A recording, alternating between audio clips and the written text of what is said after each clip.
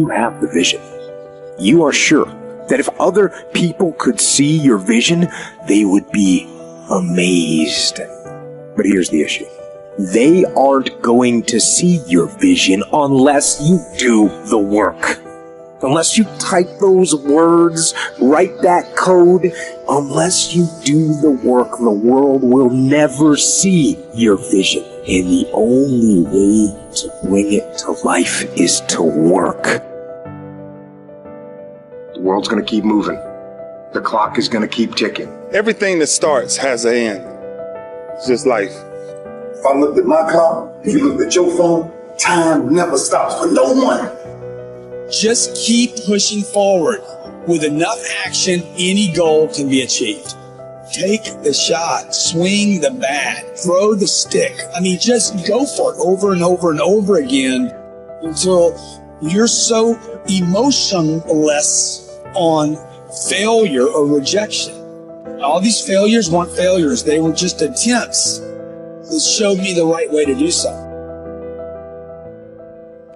You forego immediate pleasure for the exchange of long-term self-respect. If you want to be happy, you have to discipline your behavior.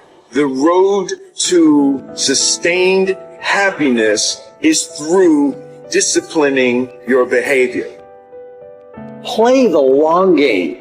Aim for legendary. Say, I want to have the guts and the grit and the acumen and the mindset and the capability and the commitment to create enduring success. Be the person who is up reading, listening to the podcast, writing in your journal, setting your goals, focusing on your intentions. As you become more successful, become more humble. As you become more successful, work even harder. As you become more successful, care even more about your product. As you become more successful, learn even more. Don't try, do. Forget about trying. Forget about making an attempt.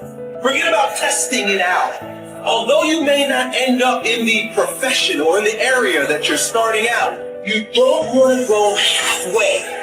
You don't want to just dip your toe in. You want to jump in hard. Do not try, do.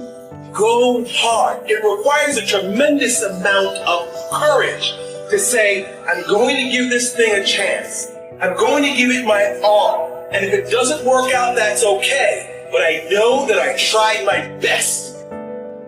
Legends don't settle for being a winner.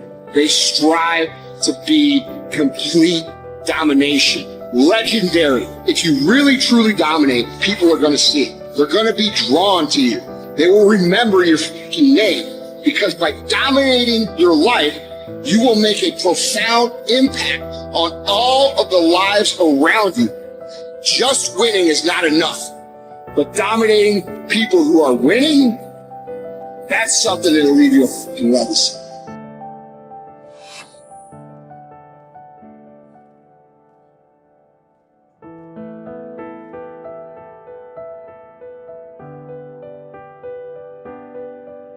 Every man in this room, you blew your 20s. You spend all your 30s trying to make up for your 20s. Yeah, that's the truth. Dog, every dude in this room blew their 20s and at 30 trying to fix what they should have did in their 20s. Yeah. And so forth and so on. You turn 40, you trying to recover from the mistakes you made when you 30. Now at 40, man, it's time for you to start. Really, at 30, you need to start buckling it on down. And just realize, man, everybody make mistakes. And if the mistakes you're going through are going to help you become the person you need to be later on. So when you're young and you make mistakes, don't let them eat you up. Because everybody that done made it, done made them. Yeah. You got to fail in order to win. Hey, look, man, to understand how to hit the game-winning shot, you got to miss the game-winning shots. Sometimes being young and trying things, you're so naive and you don't know any better. All you do is learn. And if you fail, it doesn't matter. And so whether I was 9, 10, 12, 16, 21, the failures were irrelevant. And, you know, whether you're, you know, 9, 12, 16, 21, 22, 24, you know, I'm sleeping on the couch, you know, I have a car with a hole in the floorboard, you know, I'm living like a bum and like a student. And so what did I have to lose? And so I think that influenced me as much as anything. So, it was, you know, my dad was like, go for it, you know, why not? What have you got to lose? You know, you have to sleep on a different couch. So I think that was motivation. One of the greatest pieces of advice that my mother gave me was this: son, whenever you start, you make sure you finish. And the problem with the world today, people get involved with things, and if they don't like a certain person, if they don't like the process, if it's not what they thought it was, they quit. And what they don't understand about quitting becomes a habit that doesn't just affect you. Later on in life, when you get a wife and you get some kids or you get a family, it's going to come back to hunt you, and it will one day affect them. That is why I tell you the process is more important than the product. It's not even about the outcome for me. It's about, can you take pride in what you do as an individual, and every night when you look in the mirror, knowing that you gave everything you had to it. And we have to get to the point where we're willing to impose our will on certain things. Impose your will on it. My life totally changed. And they gave me an opportunity to stop.